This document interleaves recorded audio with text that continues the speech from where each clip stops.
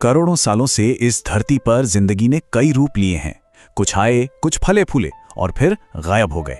एक जमाना था जब विशालकाय डायनासोर इस ग्रह पर राज करते थे। लगता था कि वो हमेशा रहेंगे, जब तक एक दिन वो नहीं रहे। अब 6.5 करोड़ साल बाद एक और प्रजाति ने उनकी जगह ले ली है, हम इंसान। और इसी के साथ एक बहुत बड़ा सवाल खड़ा हो गया है, क्या इंसान अगले डायनासोर हैं? ये एक ऐसा सवाल है जो आज हमारे सिर पर मंडरा रहा है और आज हम इसी की तह तक जाने की कोशिश करेंगे। इस सवाल का जवाब आज में नहीं बल्कि 6.5 करोड़ साल पहले के अतीत में छिपा है।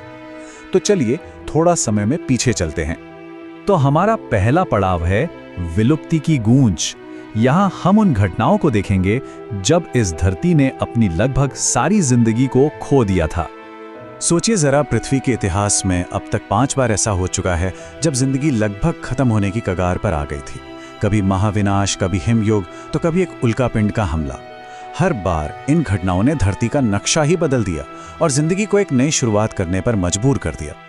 लेकिन अब वैज्ञानिक जो कह रहे हैं वो सच में डराने वाला है। उनका कहना है कि छठी महाविलुप्ति यानी 6th ग्रेट एक्सटिंक्शन आने वाली नहीं है, वो तो पहले ही शुरू हो चुकी है।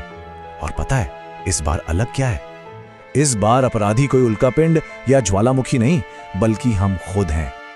और ये आंकड़े सच में दिल दहला देते हैं। हर साल लगभग 30,000 प्रजातियां इस ग्रह से हमेशा हमेशा के लिए गायब हो रही हैं। ये सिर्फ एक नंबर नहीं है, ये एक चेतावनी है जो बता रही है कि हम कितनी तेजी से अपने ही घर को तबाह कर रहे हैं।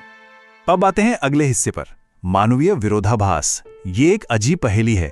कैसे एक प्रजाति जो इतनी बुद्धिमान है कि अपने आने वाले अंत को देख सकती है, उसे रोकने के लिए कुछ करती हुई नहीं दिख रही। हम में से ज्यादातर लोग खुद को यही दिलासा देते हैं, है ना, कि अरे हालात उतने भी बुरे नहीं हैं। हम ये उम्मीद करते हैं कि कोई नई टेक्नोलॉजी हमें बचा लेगी या शायद कोई और इस समस्या को ठीक कर देगा। हम खुद को यकीन दिलाते हैं कि हम डायनासोर नहीं हैं, हम खत्म नहीं हो सकते। पर क्या ये सिर्फ एक वहम है? जरा इस पर नजर डालिए। ये डायनासोर और हमारे बीच का फर्क बिल्कुल साफ कर देता है।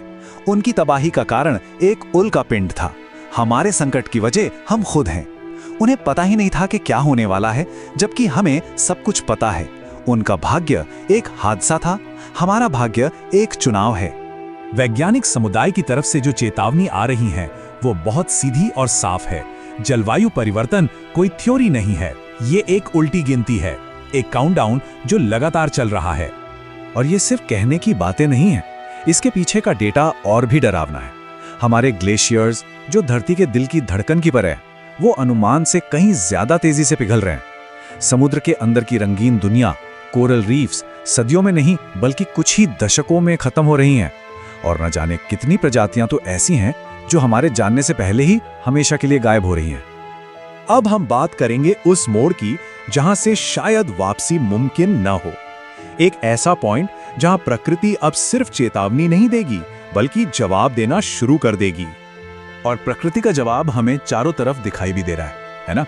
जंगलों में ऐसी आग जो पहले कभी नहीं देखी गई, शहर के शहर निगल जाने वाले तूफान, सूखती हुई नदियां जो कभी जिंदगी का स्रोत थीं और तेजी से फैलती नई नई बीमारियां।